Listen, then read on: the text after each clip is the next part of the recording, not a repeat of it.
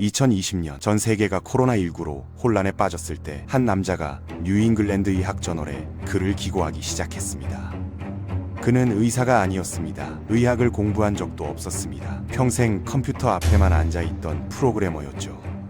하지만 그의 말 한마디가 전 세계 백신 정책을 좌우했습니다. 그가 투자한 곳에 100억 달러가 흘러들어갔습니다. 세계보건기구 WHO조차 그의 자금 없이는 움직일 수 없었습니다. 빌 게이츠는 어떻게 마이크로소프트 창업자에서 글로벌 보건의 최종 결정권자가 되었을까요? 더 놀라운 사실이 있습니다. 그가 2000년 이후 500억 달러 이상을 기부했죠. 재산은 오히려 400억 달러에서 1300억 달러로 3배 이상 증가했습니다. 기부할수록 부자가 되는 이상한 현상이 벌어진 거죠. 그리고 어느 순간부터 그에 대한 비판은 언론에서 조용히 사라졌습니다. 한때 괴팍하고 충동적인 CEO로 악명 높았던 남자가 인류를 구하는 자선 사업가로 완전히 탈바꿈한 겁니다. 이 모든 기막힌 이야기가 어떻게 시작되었는지, 그 이면에는 무엇이 숨어 있는지 지금부터 함께 자세히 알아보겠습니다.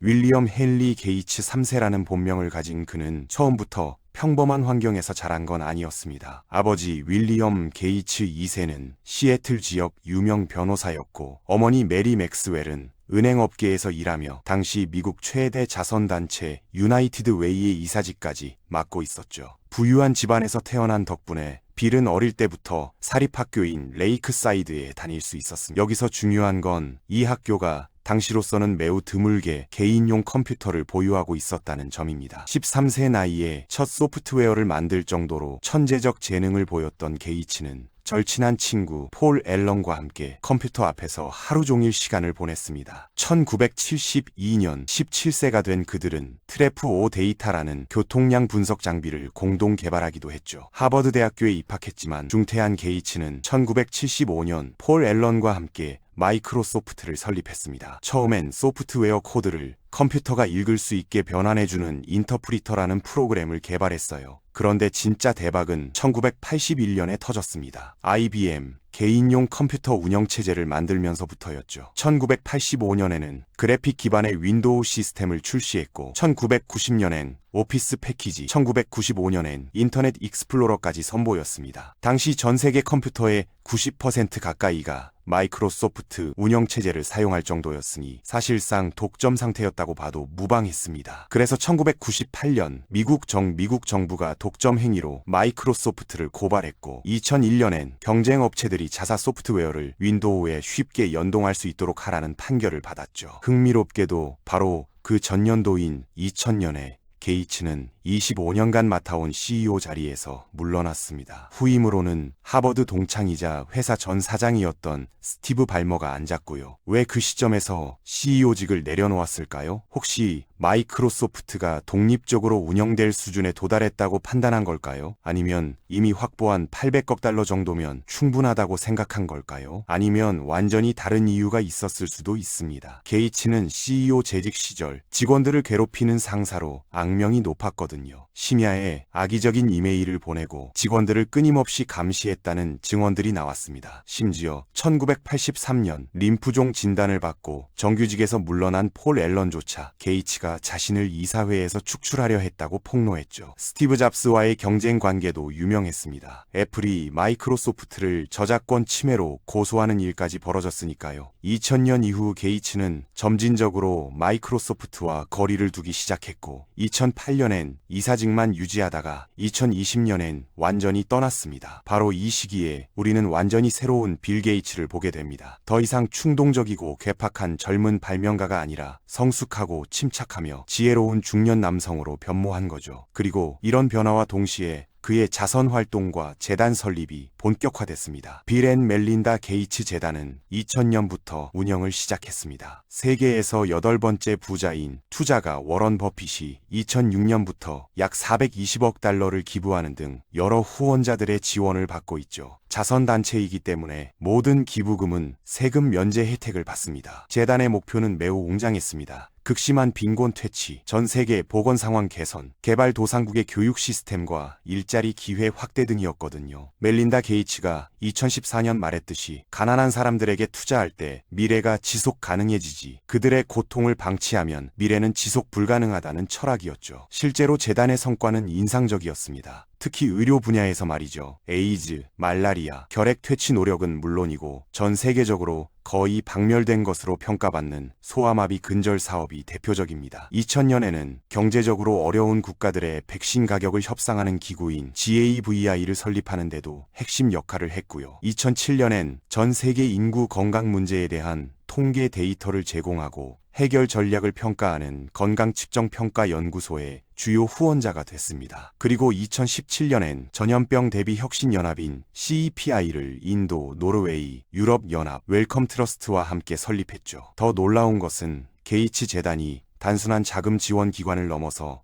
글로벌 의료 정책의 핵심 결정권자가 됐다는 점입니다. 세계보건기구 WHO를 한번 살펴볼까요? WHO는 UN 산하 기관으로 194개 회원국의 분담금으로 운영되지만 실제로는 각국과 민간단체의 자발적 기부금이 훨씬 큰 비중을 차지합니다. 문제는 이런 자발적 기부금의 경우 기부자가 사용처를 지정할 수 있다는 점이에요. 즉 WHO가 자체 판단으로 자금을 사용할 수 없고 기부자의 의도에 따라 특정 프로젝트에 투입해야 합니다. 현재 이러한 지정 기부금 중 20%만 국가에서 나오고 나머지 80%는 민간단체에서 제공됩니다. 그런데 게이츠 재단의 기부 규모가 지금까지 민간 자선단체가 WHO에 기부한 총액의 88%에 달한다고 합니다. 결국 소아마비 같은 특정 질병 퇴치 사업을 주도한 건 WHO가 아니라 게이츠 재단이었던 셈이죠. 그래서 정치 전문지 폴리티코에서는 아이러니하게도 빌 게이츠를 세계에서 가장 영향력 있는 의사라고 불렀습니다. 그런데 여기서 한 가지 흥미로운 사실이 있어요. 게이츠는 의학을 전공한 적도 의료 분야에서 경력을 쌓은 적도 없다는 거죠. 평생 컴퓨터 과학에만 몰두해왔는데 어떻게 글로벌 의료계의 거물이 될 수 있었던 걸까요? 일부에서는 게이츠 재단이 세계 보건 분야에 지나친 영향력을 행사하고 있으며 이로 인해 자금 배분에 문제가 생겼다고 지적합니다. 당뇨병이나 암 같은 다른 중요한 질병은 소홀히 하면서 기금 확보가 용이한 소아마비 근절에만 집중한다는 비판이죠. 게이츠 재단의 세계 보건에 대한 영향을 객관적으로 평가하기는 어렵습니다. 이 재단이 의료 시스템 자체를 강화하기보다는 치료 장비 구입이나 일회성 지원을 선호하는 경향이 있기 때문이에요. 이런 접근 방식은 가난한 나라들을 인도적 지원에 의존하게 만들고 부패를 조장하며 해당 국가의 자체 발전을 저해할 위험성이 있다고 봅니다. 이는 잠비아 출신 경제학자 담비사 모요가 2009년 저서 죽은 원조에서 제기한 주장과 일맥상통합니다. 게이츠도 이런 비판을 의식하고 있는 것 같지만 그럼에도 불구하고 의학 전문가로서의 권위를 잃지는 않았죠. 2015년 팬데믹 예측과 2017년 CEPI 설립은 게이츠가 코로나19 대응에서 핵심 인물이 되는 계기를 마련했습니다. 2020년 초부터는 세계에서 가장 권위 있는 의학 저널 중 하나인 뉴 잉글랜드 의학 저널에 글을 기고하기 시작했어요. 실제로 팬데믹이 터진 직후 게이츠 재단은 코로나 백신을 빠르게 시장에 출시하기 위해 길리어드와 큐어백이라는 두 제약회사에 투자했습니다. 동시에 폴리티코와 벨트의 공동조사에 따르면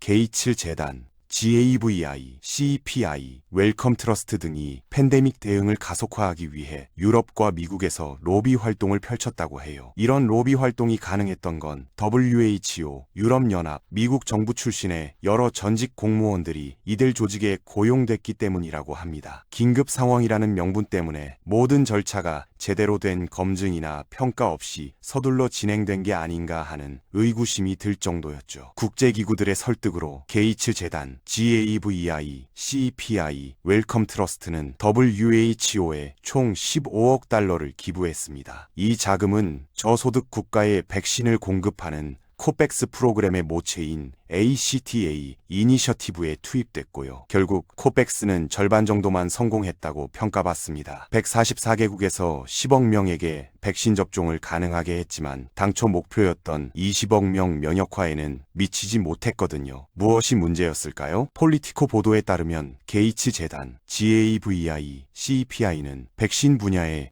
총 100억 달 가까운 금액을 투자했다고 합니다. GAVI와 CEPI가 게이츠 재단의 직접적인 영향하에 있다는 점을 고려하면 이 자금이 게이츠 재단의 지시 없이 집행됐다고 보기는 어렵겠죠. 이 100억 달 중 4억 4,900만은 옥스퍼드 대학교로 갔는데 이 대학은 백신 특허를 가장 먼저 신청한 곳 중 하나였습니다. 처음엔 특허를 공개해서 누구나 백신을 생산하고 유통할 수 있게 하겠다고 논의했었어요. 그런데 갑자기 완전히 방향을 바꿔버렸습니다. 블룸버그 보도에 따르면 빌 게이츠가 옥스퍼드 팀에게 거대 제약회사 아스트라제네카와 독점 계약을 맺도록 압력을 가했다고 해요. 이렇게 해서 영국 스웨덴 기업인 아스트라제네카는 코백스 프로그램뿐만 아니라 선진국 시장에서도 백신을 생산하고 유통할 수 있게 됐습니다. 합의가 성사된 후 CEPI와 GAVI는 아스트라제네카에 7억 5천 달러를 지원했어요. 반대로 제약회사는 게이츠 재단의 자금 지원을 받아 인도 혈청 연구소와 코백스 백신 일부 생산을 위탁하는 계약을 맺었고요. 빌 게이츠는 줄곧 백신 특허 공유에 반대한다고 주장해왔는데 비판자들은 이런 조치가 제약회사들의 이익만 보호한다고 지적합니다. 실제로 코백스가 실패한 이유도 개발도상국들이 자체 시설에서 백신을 생산할 기회를 얻지 못했고 유통망 구축에 대한 고려가 전혀 없었기 때문일 거예요. 바로 이런 상황들 때문에 빌 게이츠가 코로나 바이러스를 만들었다는 음모론이 생겨난 것 같습니다. 물론 저희가 게이츠 재단으로부터 돈을 받고 이 영상을 제작한 건 아니라는 점은 분명히 말씀드릴게요. 그런데 한 가지 질문을 드려보고 싶어요. 지금까지 6실시 7분 동안 저희가 언급한 게이츠에 대한 비판들을 여러분은 몇 번이나 들어보셨나요? 아마 거의 없으실 겁니다. 어떻게 이런 일이 가능한 걸까요? 빌 게이츠가 컴퓨터 과학자에서 의사로 탈바꿈할 수 있었던 건 매우 강력한 도구인 언론을 활용했기 때문입니다. 1999년 가디언지는 이렇게 썼어요. 거대한 개인 재산만큼 자선 기금을 아름답게 포장해주는 건 없다. 게이츠는 전 세계 컴퓨터 애호가들에게 존경만큼이나 의심을 불러일으키는 인물이다. 그러니 그의 이름이 사람들에게 좋은 기억으로 남도록 뭔가 해야 할 것이다. 2002년 월스트리트 저널은 게이츠가 언론을 이용해 자신의 이미지를 개선하기 시작했다고 지적했습니다. 저널리스트 팀 슈왑의 조사에 따르면 게이츠 재단은 지난 20년간 무려 2만 건의 지원을 제공했고 광고 대행사 후원을 위해 2억 5천만 달러 이상을 지출했다고 해요. 싱크탱크들, 국제언론센터, 퓨리처 위기보도센터 같은 기관들, 다양한 과학 저널리즘 이벤트와 교육 과정들, 그리고 BBC부터 알자지라, 파이낸셜 타임스부터 르몽드, 허핑턴 포스트부터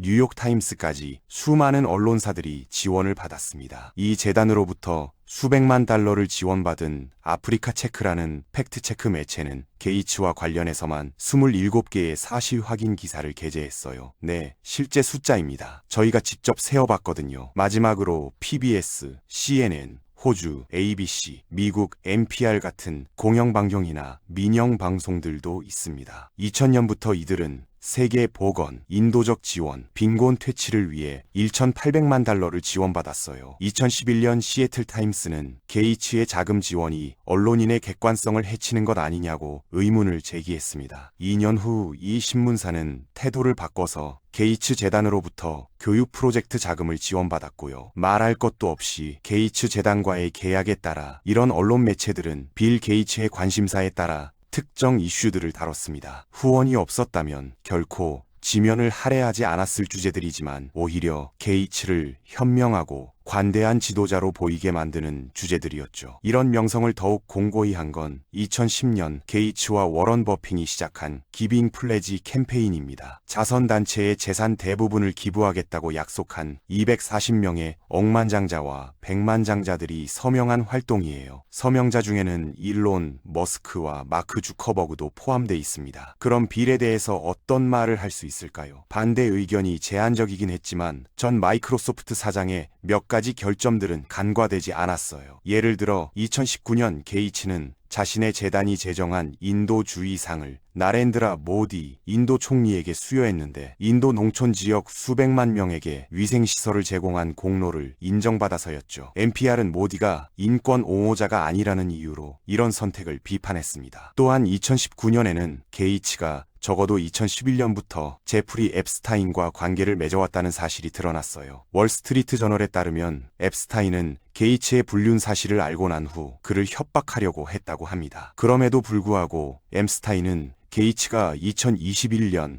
아내 멜린다와 이혼한 이유 중 하나였고 멜린다 역시 최근 게이츠 재단을 떠났습니다. 게이츠에 관해서 우리가 흔히 접하는 정보들에는 또 다른 문제가 있어요. 그 사람 자체나 그의 재단에만 초점을 맞춘다는 점이죠. 하지만 그다지 주목받지 않는 또 다른 회사인 캐스케이드 자산관리 회사를 살펴보는 것도 흥미롭습니다. 캐스케이드는 게이츠의 개인 투자와 대부분의 자산을 관리하는 민간 회사인 캐스케이드 인베스트먼트를 감독합니다. 결국 자선단체에 돈을 기부하려면 가장 먼저 필요한 건 돈이니까요. 바로 여기서 상황이 복잡해집니다. 최근 몇 년간 게이츠는 농부 빌이라는 별명을 얻었어요. 그가 캐스케이드 인베스트먼트를 통해 미국 17개 주에서 10만 헥타르 감는 농지를 소유하게 되어 사실상 미국 최대의 개인 토지 소유자가 됐거든요. 또 다른 음모론은 게이츠가 합성 곤충 기반 식품을 생산하기 위해 이 모든 땅을 구입했다는 것입니다. 이번엔 진실이 조금 섞여 있다고 말씀드릴게요. 농부 빌의 농업에 대한 열정은 그리 놀라운 일이 아니거든요. 우선 캐스케이드는 세계 최대 트랙터 제조업체 중 하나인 존 디어의 상당한 지분을 보유하고 있습니다. 과거에는 올딕스벅스 같은 식용곤충 연구회사나 비오드미트 같은 식물성 고기 회사에 투자한 적도 있고요. 두 번째로 게이츠 재단은 2004년 이래 아프리카 최빈국의 농업 개발에 최소 65달러를 지원했습니다. 하지만 이 돈이 농부들에게 직접 가지 않고 연구기관들, 특히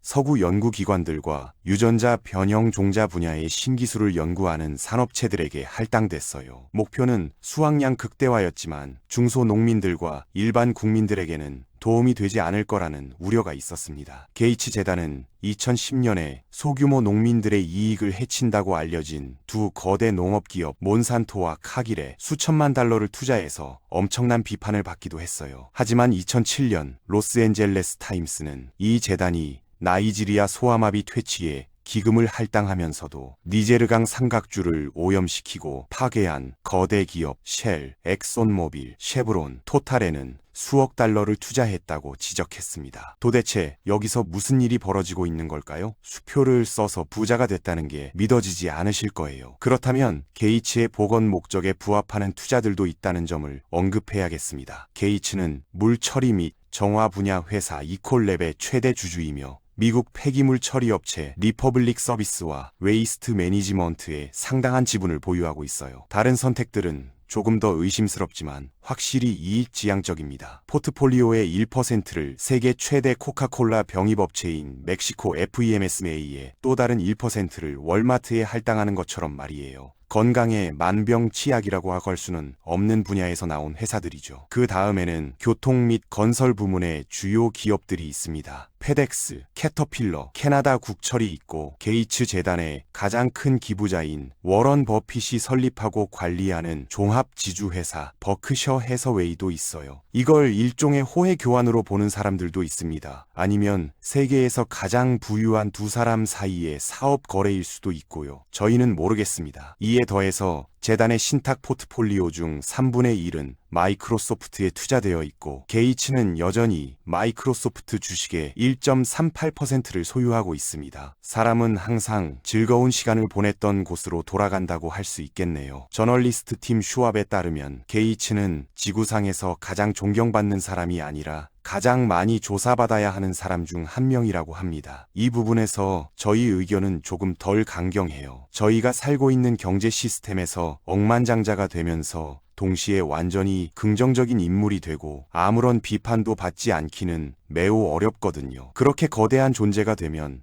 많은 좋은 일을 할 수 있는 힘을 갖게 되지만 동시에 자신의 움직임으로 인해 피해를 끼칠 위험도 있습니다. 게이츠가 자선단체에 수백억 달러를 기부하지 않았다면 지금쯤 우리 모두는 그가 얼마나 인색한지에 대해 이야기하고 있을 거예요. 반면에 모순점들을 지적하고 그 재단의 활동에 의문을 제기하며 이게 정말로 세상의 악을 물리치는 최선의 모델인지 스스로에게 묻는 것은 옳고 적절한 일입니다. 빌 박사든 빌 농부든 어떻게 부르든 그에 대한 이야기는 누군가를 우상화하고 그의 행동을 맹목적으로 옹호하기 전에, 그리고 슈암처럼 그를 노골적으로 비난하기 전에 그 인물을 360도로 평가하는 것이 필요하다는 사실을 일깨워줍니다. 왜냐하면 우리 세상은 흑과 백이 아니라 무한한 회색빛으로 이루어져 있기 때문이니까요. 다음에도 더 깊이 있는 이야기를 듣고 싶으시다면 구독과 좋아요 부탁드립니다. 시청해주셔서 감사합니다.